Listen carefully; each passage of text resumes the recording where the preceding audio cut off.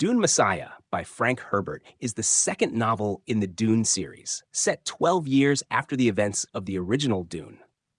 In this book, Paul Atreides, now Emperor of the known universe, grapples with the unintended consequences of his ascension. Though he is worshipped as a godlike figure by the Freemen and controls the precious spice melange, Paul is haunted by the Jihad, an empire-wide holy war waged in his name, leaving billions dead. He is torn between the responsibilities of ruling and his desire to stop the violence carried out by his followers. The novel delves into the complexities of power, religion, and free will. Paul's prescient visions, which allow him to foresee future events, become a burden as he tries to navigate the political traps around him without triggering worse outcomes. While he has immense power, he finds himself increasingly trapped by fate, forced to make painful choices to safeguard humanity's long-term survival. His prescience, once an asset, now shows him grim paths, all leading to suffering and sacrifice. A plot to dethrone Paul is orchestrated by a group of powerful figures, the Bene Gesserit, the Spacing Guild, and the Tleilaxu, who all seek to break his control over the spice trade.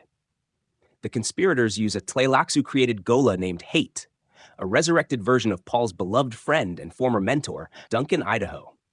Hate's role is to destabilize Paul emotionally, tempting him to question his reign and potentially triggering a fall from power. However, Hate is not just a pawn. He possesses a complex, conflicted nature, bringing both memories and a unique personality that influence Paul's decisions. Paul's relationship with Chani, his Fremen concubine, is also central to Dune Messiah. Despite his love for her, he is politically bound to marry Princess Irulan, the daughter of the former emperor, to consolidate his rule. Irulan, who is part of the plot against him, hopes to bear an heir, but Paul's devotion to Chani prevents this.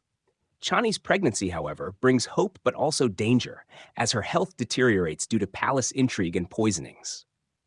Ultimately, Paul confronts the forces against him, realizing he cannot escape the future he has foreseen without terrible cost. When Chani dies giving birth to twins, Leto's second Ghanima, Paul is devastated.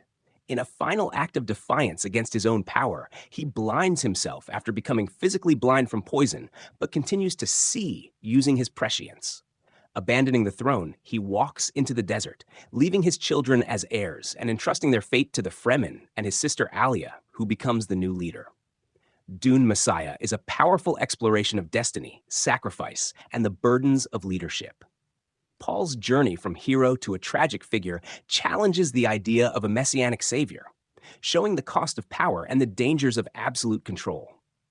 Through Paul's struggles, Herbert critiques the idea of charismatic leaders and religious zeal, making Dune Messiah a thought-provoking continuation of the Dune saga.